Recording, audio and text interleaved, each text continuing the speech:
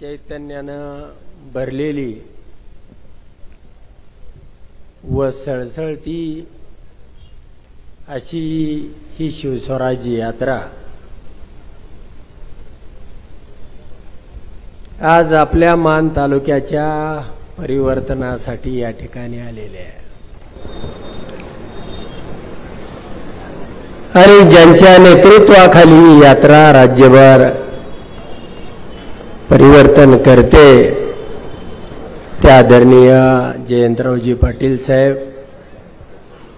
मंचावरील सर्व सन्माननीय माझे सहकारी नेते मंडळी, समोर बसलेल्या माझ्या माता भगिनी, वडीलधारी सर्व माझी आणि माझ्या तरुण मित्रांनो, मी लोकसभेला आपला प्रचार प्रमुख होतो त्यावेळी आपण मिशी काढली, बरोबर आहे का? आता राहिली दाढी.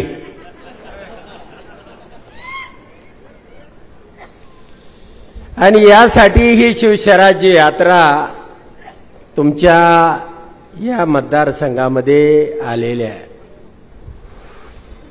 मी या तालुक्याचा निरीक्षक आहे. लोकसभेमध्ये आपण अभूतपूर्व असं यश घेतलं.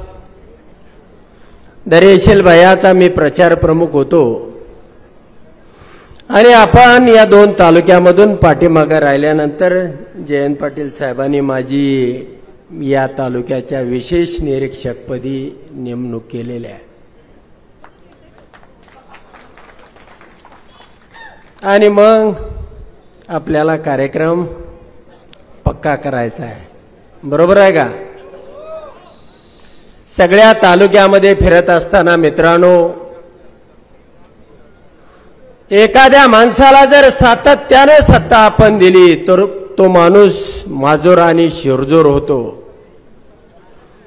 हा माणूस विकृत आहे, हा माणूस मनानं अपंग आहे. आता याचा अर्धा भाग आपण फलटणचा तोडलेला आहे. आणि जो माणूस मनानं अपंग असतो तो निश्चितपणानं अत्याचाराच्या आणि अन्यायाच्या बाजूला जातो. तालुक्यामध्ये फिरत असताना अनेक ठिकाणी अनेक प्रकारे तहसीलदार असेल, पोलीस प्रशासन असेल, अगदी ईडी सुद्धा असेल, आपण मायनीचं प्रकरण तुम्ही सगळ्यांनी टीव्हीच्या माध्यमातून किंवा तुषार खरातच्या चॅनलच्या माध्यमातून ते पाहिलं असेल. घरामध्ये लहान लहान मुलं होती, त्यांना गॅस सुद्धा 12 तास पेटवू दिला नाही, बरोबर आहे का?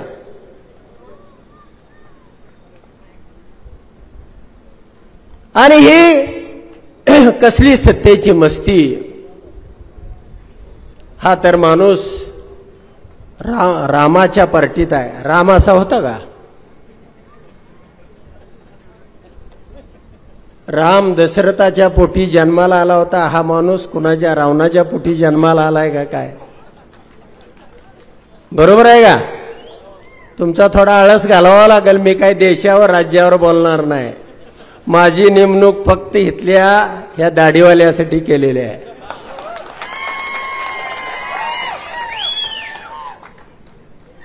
आणि मग ह्या माणसाचे या तालुक्यामध्ये अन्याय, अत्याचार आणि कायमस्वरूपी तुम्हाला इथलं आश्वासन देणं की जणू काय हा माणूस सगळ्या राज्याला पाणी वाटतोय. पाणी हा पोटातच घेऊन फिरतोय का काय मला शंका वाटतीये. लागल त्याला पाणी देतोय. त्याचा नेता त्याचे हात दरवरचा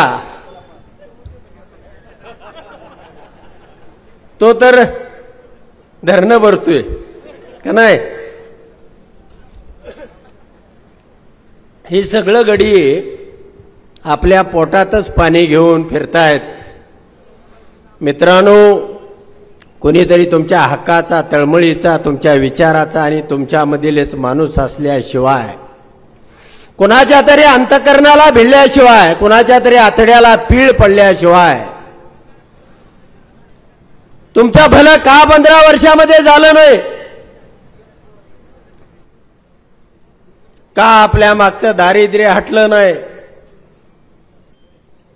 आजच का सरकारचा हा पैसा, लाडकी बहीण असेल, भाऊ असेल, काय त्याला नाव काय असेल, हे सरकारी पैशाचं वाटप आहे. दुसरा याचा काय उद्देश आहे? आणि मग जर तुमचं 15 वर्षाचं काम चांगलं असतं तर साड्या वाटप, पैसे वाटप, तेही सरकारच्या माध्यमातून, आपल्याच करातून गेलेला हा पैसा. आणि मित्रांनो, म्हणून निश्चितपणानं आपल्याला या ठिकाणी बदल करायचा आहे. आणि बदल करण्यासाठी या ठिकाणची ही यात्रा जयंत पाटील साहेब घेऊन आलेले आहेत.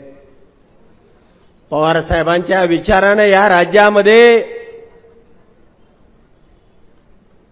एक प्रचंड मोठं बदलाचं वातावरण तयार झालेलं आहे. आणि कोणताही मतदारसंघ त्या वाचून आता बाजूला राहणार नाही अशी परिस्थिती आहे. इथं आपल्यामध्ये 4-2 मंडळी इच्छुक आहेत. पवार साहेब, जयंत पाटील साहेब नक्की योग्य निर्णय घेतील. परंतु जर समजा नाही मिटलं तर तुमच्यातलाही तरुण एखादा दिला तर त्याला निवडून देण्याची तुमची तयारी आहे का नाही? हात वर करून सांगा, यावेळेला बदल हा घडणारच. आणि म्हणून मित्रांनो, निश्चितपणाने इच्छुक असणं ही बदलाची नांदी आहे.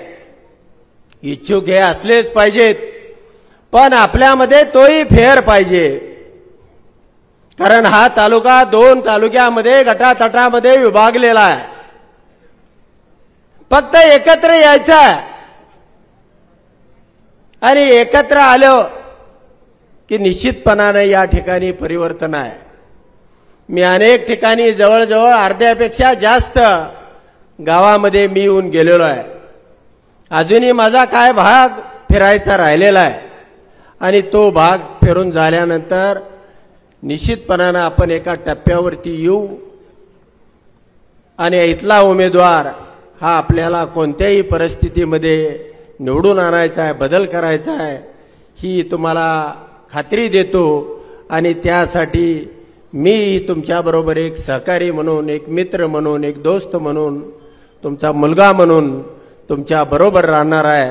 आपण सगळ्यांनी मिळून मंचावरती जरी आज प्रत्येकाची अपेक्षा, इच्छा असली तरी योग्य निर्णय पवार साहेब सगळ्यांना न्याय देण्याचा प्रयत्न करतील.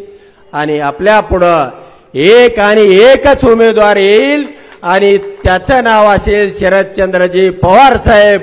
एवढा एकच विचार घेऊन आपण या ठिकाणी जायचं आहे.